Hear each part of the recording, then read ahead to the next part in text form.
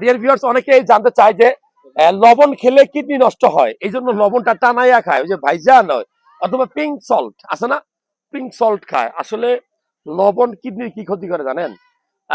ধরেন আপনার কিডনির যদি ড্যামেজ থাকে, নষ্ট হওয়ার পথে, তার মানে কি সিরাম ক্রিয়েটিন লেভেল যদি বেড়ে যায়, চাকনিগুলো যদি নষ্ট হয়, যেগুলো ন্যাপসন বলে, তখন এই সিরাম ক্রিয়েটিনিন শরীর থেকে বের হইতে পারে না, বর্জ্য পদার্থ বের হইতে পারে না।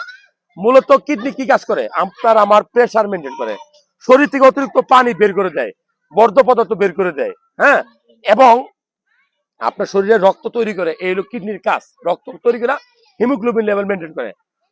যদি আপনার কিডনিটা নষ্ট হয়, সিরাম ক্রিয়েটিনিন লেভেল বাড়ে, তখন আপনি কি খাইতে পারবেন না। আমরা বলি যে কাঁচা লবণ কম খাবেন, অনেকে বলে পিঙ্ক সল্ট খাই, কি সমস্যা?